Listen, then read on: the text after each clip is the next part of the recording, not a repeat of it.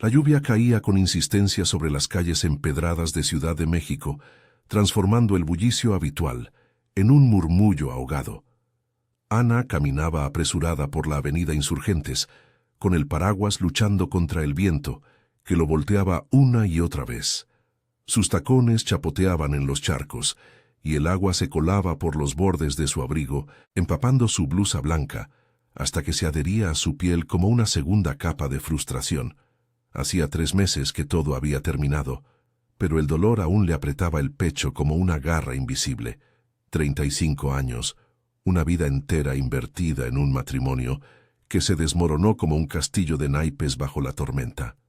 Ana entró en el banco, sacudiéndose el agua de los hombros. El aire acondicionado la golpeó como un soplo helado, contrastando con el calor húmedo de la calle.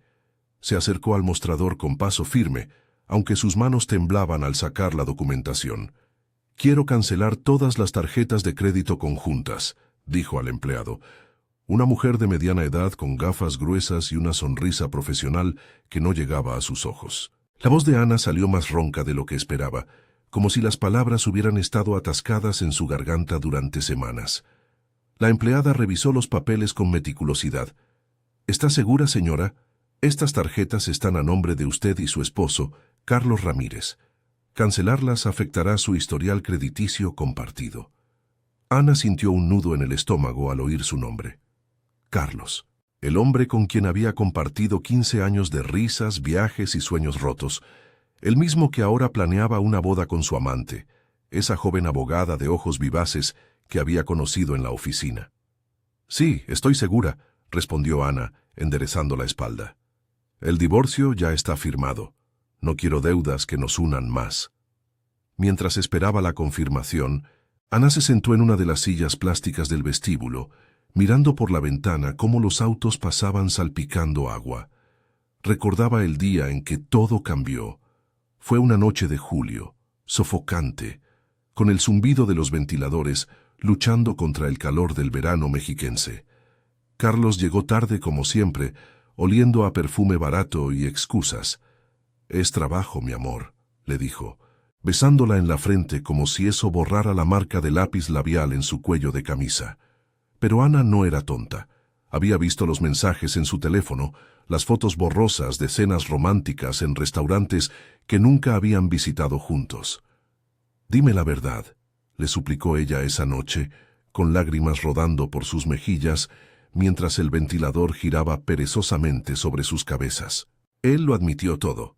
La aventura había empezado 6 meses atrás en un congreso en Guadalajara. «No es lo que piensas», balbuceó Carlos, pero sus ojos lo traicionaban. Ana sintió que el mundo se derrumbaba a su alrededor. Pasaron semanas de discusiones acaloradas en su departamento de la colonia Roma, con los vecinos golpeando las paredes por los gritos. «Eres un mentiroso», le espetaba ella, lanzando cojines y libros contra la pared. Él respondía con promesas vacías. «Podemos arreglarlo por los niños». Pero no había niños, solo sueños de una familia que nunca llegó. El divorcio fue un proceso agotador. Abogados caros, reuniones tensas en oficinas con vistas al skyline de la ciudad y noches en vela donde Ana revisaba extractos bancarios, descubriendo gastos en hoteles y joyas que no eran para ella. «Esas tarjetas eran para nuestra vida juntos», pensó mientras firmaba los papeles finales en el juzgado de Polanco. Ahora cancelarlas era su acto de liberación, un corte definitivo a los lazos financieros que aún los ataban. La empleada regresó con el formulario procesado. «Listo, señora. Todas las tarjetas han sido canceladas. Recibirá una confirmación por correo». Ana salió del banco con una mezcla de alivio y vacío. La lluvia había amainado, dejando el cielo gris y pesado, como su corazón. Caminó hasta un café cercano en la calle Álvaro Obregón, donde el aroma a café de olla y pan dulce la envolvió como un abrazo familiar. Pidió un cortado y se sentó junto a la ventana, observando a la gente pasar. Madres con carriolas, oficinistas con maletines, parejas entrelazadas bajo paraguas compartidos. Todo lo que ella había perdido. Su teléfono vibró sobre la mesa. Era un mensaje de su mejor amiga, Laura. «Ana, ¿has oído? Carlos mandó invitaciones para su boda.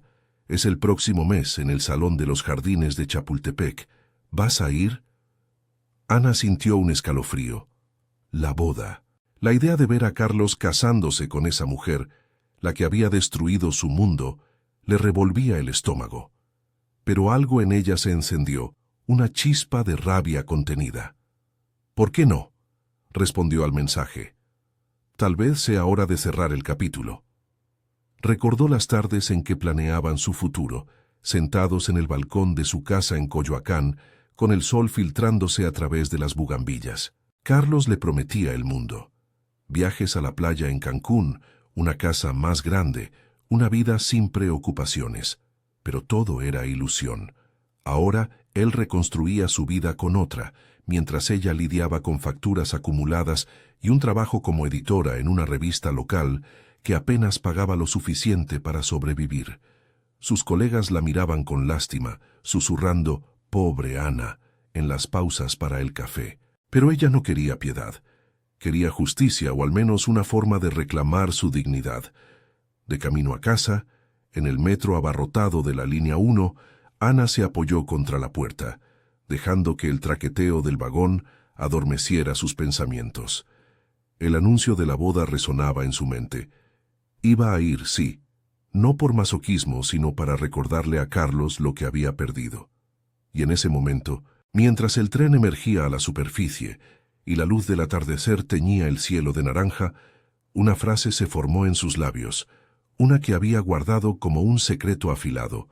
La diría en la boda, frente a todos, y vería cómo su mundo perfecto se tambaleaba una vez más. Al llegar a su pequeño apartamento en la colonia Condesa, Ana se quitó los zapatos mojados y se dejó caer en el sofá.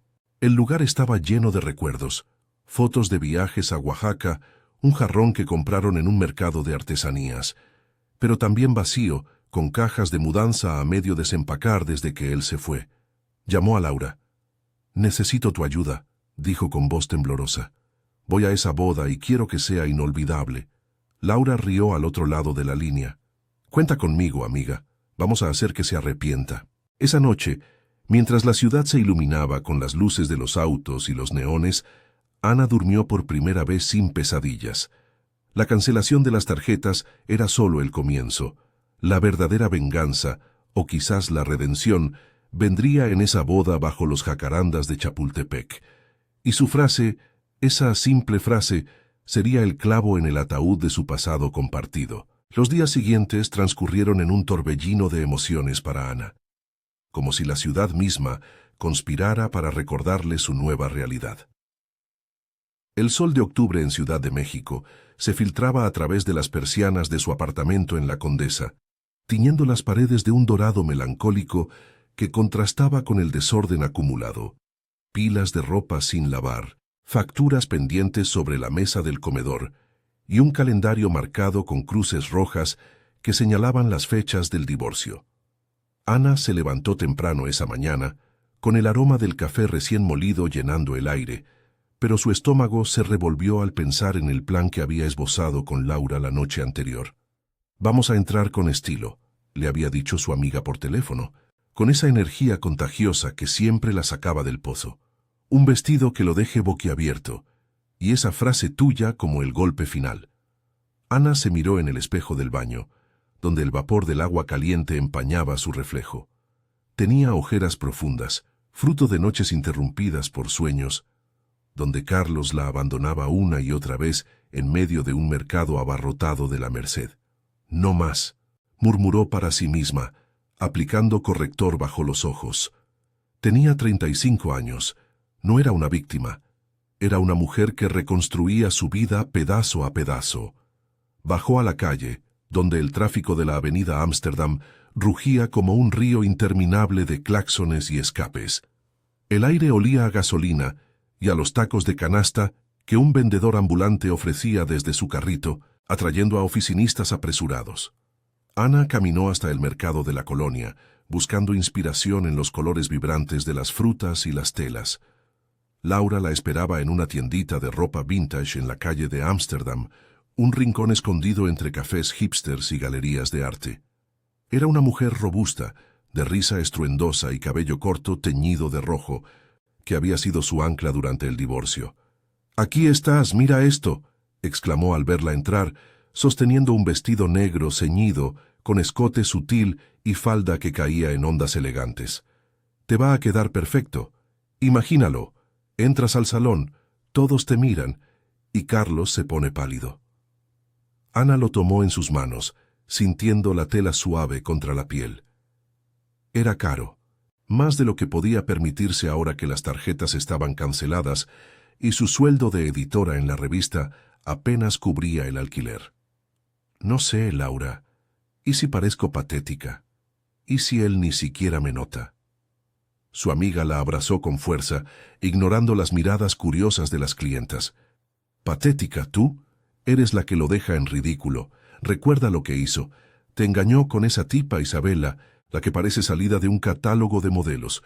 Pero tú tienes historia, corazón. Vamos a pagarlo a plazos si hace falta». Pagaron juntas, y mientras salían a la calle, donde una brisa fresca mecía las hojas de los árboles, Ana sintió un atisbo de empoderamiento. Caminaron hasta un parque cercano, sentándose en una banca bajo la sombra de un ahuehuete centenario.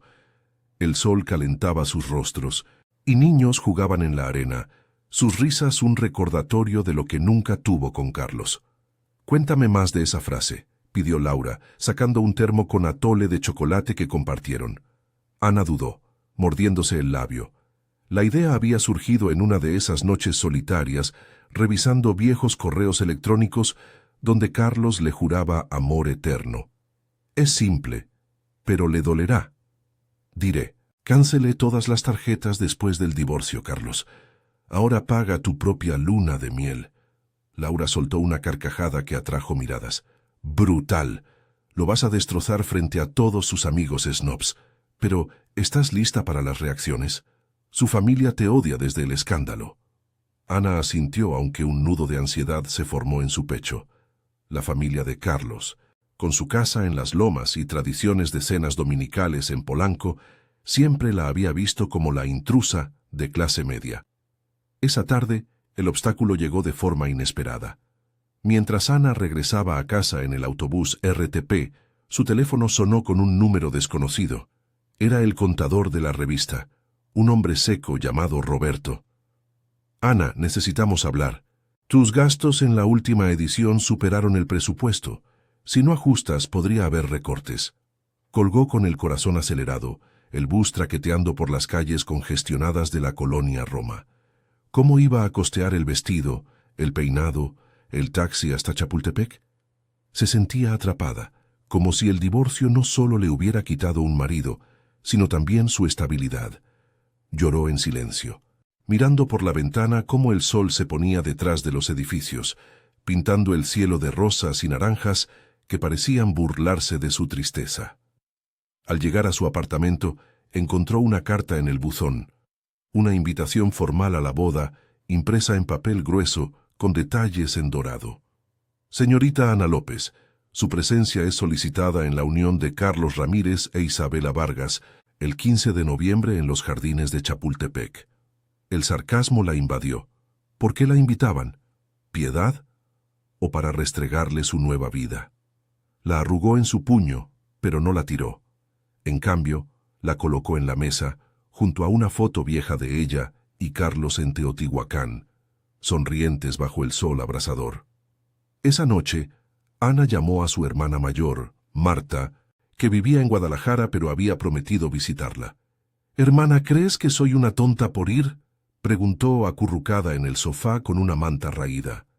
Marta, con su voz calmada y maternal, respondió: «No eres tonta, Ana, eres fuerte, pero ve por ti, no por él. Usa esto para sanar». Sus palabras fueron un bálsamo, recordándole que no estaba sola. Marta le contó anécdotas de su propia vida, de cómo había superado una ruptura similar años atrás, trabajando doble turno en una fábrica de textiles. El tiempo cura, pero a veces hay que dar el primer paso tú misma. Al día siguiente, el clima cambió. Nubes grises cubrieron la ciudad y una llovizna fina comenzó a caer, como si el cielo llorara por ella. Ana salió a caminar por el Parque México, donde parejas paseaban perros y músicos tocaban mariachi en las esquinas. Allí se topó con un viejo conocido de la universidad, Javier, un arquitecto que siempre había tenido una sonrisa amable. «Ana, ¿cómo estás?» «Oí lo de Carlos», dijo él, uniéndose a su paso bajo un paraguas compartido. Hablaron durante horas de trabajos, de la ciudad que cambiaba tan rápido, y por primera vez en meses, Ana rió de verdad. Javier la invitó a un café, y aunque no era romance, su apoyo inesperado le dio fuerzas. «Si necesitas un amigo para esa boda, avísame», ofreció antes de despedirse. De regreso, Ana probó el vestido frente al espejo. Le quedaba como un guante, acentuando su figura curvilínea y haciendo que sus ojos marrones brillaran con determinación. La lluvia arreció afuera, golpeando las ventanas como aplausos lejanos. Se imaginó el día, el salón elegante, los invitados con trajes caros, Isabella radiante en blanco, y ella entrando con la cabeza alta, soltando esa frase que había guardado como un arma.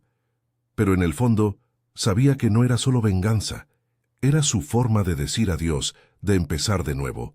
Laura llegó poco después, con bolsas de maquillaje y planes locos. «Vamos a ensayar», gritó, y juntas rieron hasta que el agotamiento las venció. Mientras la noche caía sobre la ciudad, con sus luces parpadeando como estrellas artificiales, Ana sintió que el vacío en su pecho se llenaba un poco. La boda se acercaba, y con ella la oportunidad de reclamar su voz.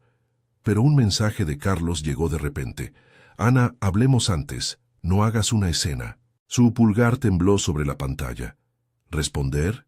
¿Ignorar? El conflicto la invadió, un obstáculo más en su camino hacia la libertad. La llovizna persistía sobre Ciudad de México, convirtiendo las aceras de la colonia Condesa en un mosaico resbaladizo de charcos y hojas caídas.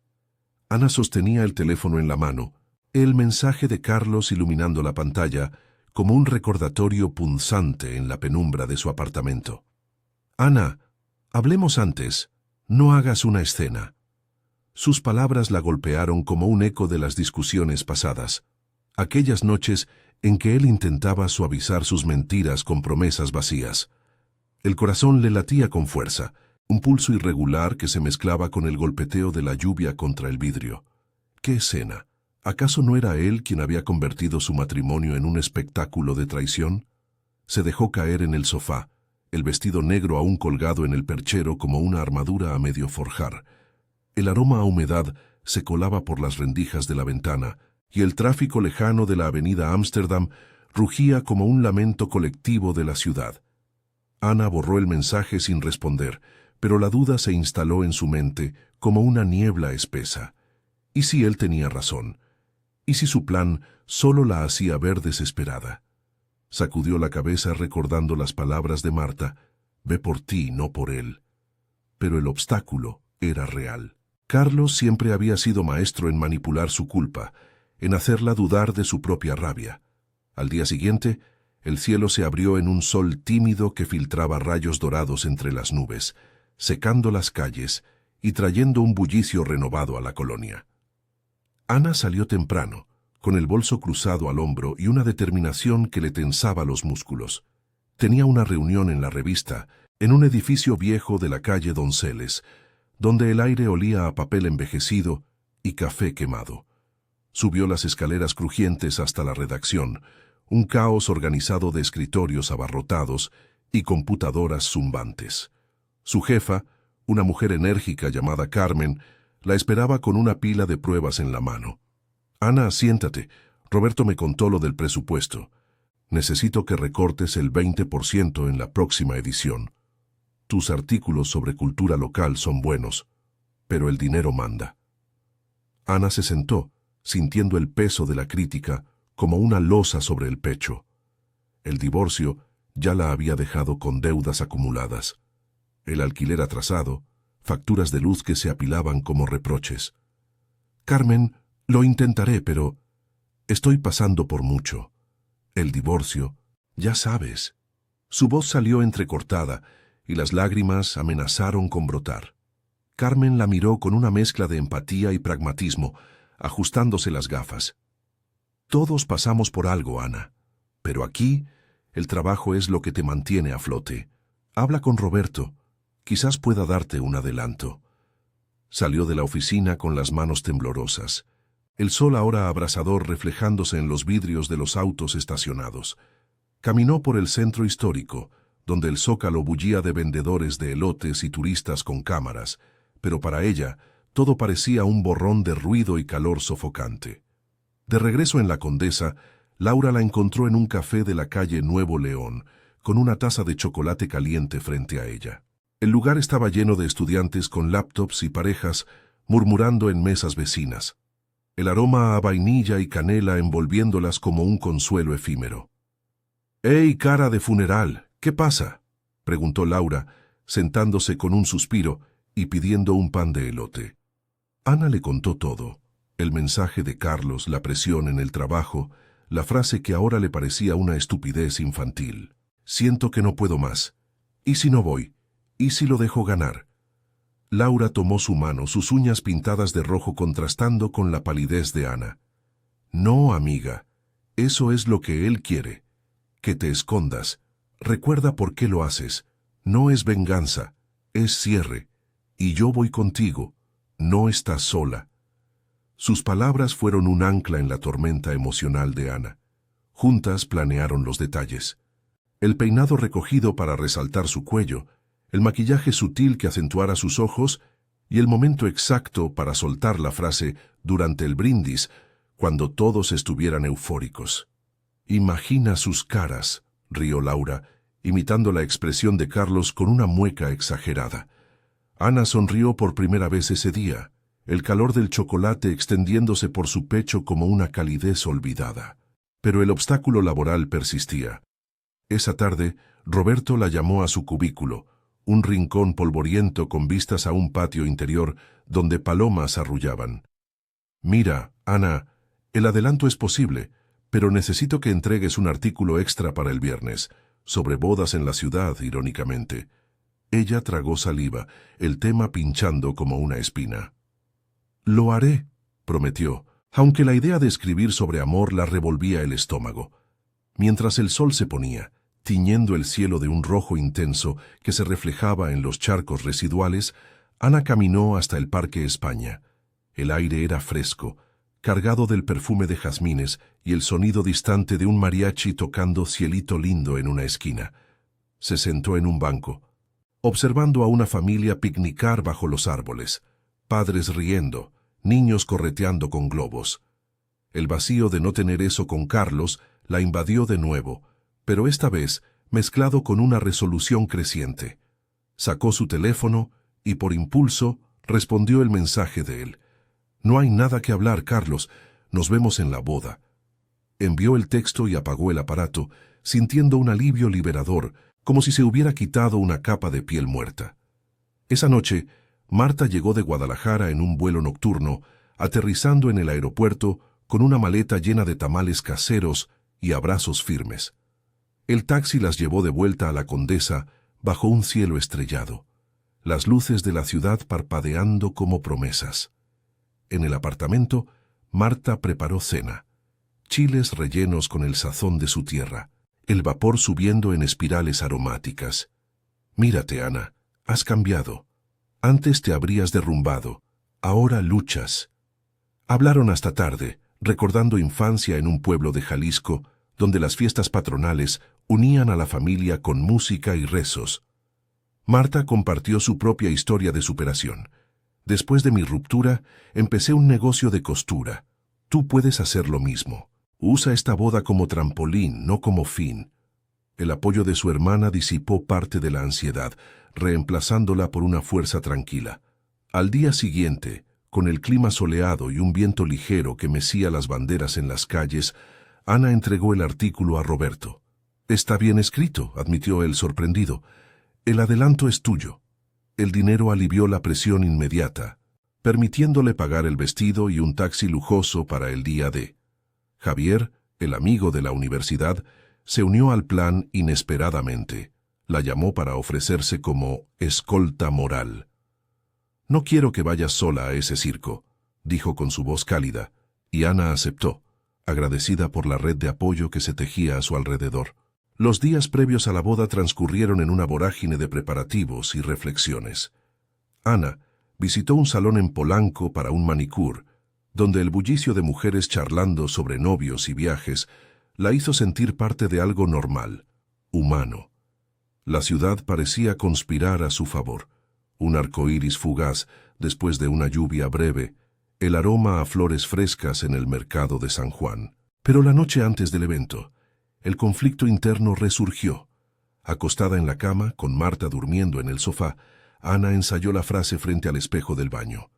«Cancelé todas las tarjetas después del divorcio, Carlos. Ahora paga tu propia luna de miel». Las palabras sonaron afiladas, pero también liberadoras. El mensaje de él había sido un último intento de control, y ella lo rechazó, eligiendo su crecimiento sobre el rencor puro. Al amanecer, con el sol filtrándose por las cortinas y el aroma a café llenando el aire, Ana se levantó renovada. La boda era ese día, en los jardines de Chapultepec, bajo los jacarandas en flor. Vestida de negro, con Laura y Javier a su lado, salió al mundo, lista para enfrentar el pasado y abrazar el futuro. El tráfico de la ciudad rugía, pero su corazón latía con un ritmo propio, uno de victoria inminente. El sol de noviembre se filtraba a través de las copas de los jacarandas en los jardines de Chapultepec, tiñendo el aire de un púrpura suave que contrastaba con el blanco impecable del salón al aire libre. El lugar bullía de elegancia contenida, mesas vestidas con manteles de lino, arreglos florales de rosas y orquídeas importadas, y un cuarteto de cuerdas tocando melodías suaves de bachata adaptada al gusto citadino. El aroma a jazmín y a asados en parrilla se mezclaba con el perfume caro de los invitados, una mezcla de ejecutivos de Polanco y familiares de las Lomas que charlaban en grupos con copas de champaña en las manos. Ana descendió del taxi junto a Laura y Javier, el vestido negro abrazando su silueta como una declaración silenciosa. El corazón le martilleaba en el pecho, un tambor de ansiedad y anticipación que se sincronizaba con el tráfico lejano de la avenida Paseo de la Reforma. Laura ajustó el collar de Ana, un detalle plateado que brillaba bajo la luz. «Estás impresionante. Recuerda, cabeza alta, sonrisa serena». Javier, con su traje gris impecable y una expresión de apoyo inquebrantable, le ofreció el brazo. «Si las cosas se ponen feas, nos vamos, pero sé que puedes con esto». Ana asintió, tragando el nudo en la garganta. El camino empedrado crujía bajo sus tacones, y cada paso la acercaba más al epicentro de su pasado. Veía a Carlos de lejos, de pie junto al altar improvisado, con un traje azul que le recordaba sus propias promesas rotas. A su lado, Isabela resplandecía en un vestido de encaje, su cabello recogido en un moño perfecto, rodeada de damas de honor que reían con complicidad. La familia de él la miró de reojo al entrar, murmullos ahogados como ecos de juicios pasados. «Mira quién vino», susurró una tía, y Ana sintió el pinchazo de la hostilidad, pero lo ignoró enderezando la espalda. Se acomodaron en una mesa periférica, donde el sol calentaba sus nucas y el viento ligero mecía las servilletas. Laura pidió tragos, un margarita para cada una, y Javier contó anécdotas de la universidad para aligerar el ambiente. Su voz un bálsamo contra la tensión. Pero Ana apenas probaba la comida. El mole poblano en el plato principal le parecía insípido, un reflejo de su paladar entumecido por los nervios. Observaba a Carlos, como besaba la mano de Isabela con esa ternura falsa que una vez le dedicó a ella. Recordaba las noches en su departamento de Coyoacán, cuando él llegaba con flores robadas de un jardín vecino, jurando que su amor era eterno. Ahora, todo era un montaje para impresionar a sus nuevos círculos, con fotógrafos profesionales, capturando cada sonrisa. La ceremonia fue breve, un intercambio de votos bajo un arco de flores que olía a vainilla y esperanza ajena. Ana sintió un vacío en el estómago cuando el oficiante declaró: «Pueden besarse». El beso fue prolongado, aplaudido por la multitud, y ella apartó la mirada, enfocándose en las hojas de jacaranda que caían como confeti melancólico. El brindis siguió en el jardín principal, con el sol descendiendo y tiñendo el cielo de naranjas y rosas. Carlos levantó su copa, su voz resonando amplificada por un micrófono. Gracias a todos por estar aquí en este día tan especial. Isabela y yo empezamos una nueva vida llena de promesas y aventuras, por el futuro. Los invitados alzaron sus copas, un coro de salud que llenó el aire. Ana se puso de pie, el vestido susurrando contra sus piernas. El pulso le aceleraba, pero el apoyo de Laura, un apretón en la mano, y la mirada alentadora de Javier la impulsaron. Caminó hacia el centro, los tacones resonando en el empedrado como un desafío. Los murmullos cesaron, cabezas girando hacia ella. Carlos palideció, su copa temblando ligeramente.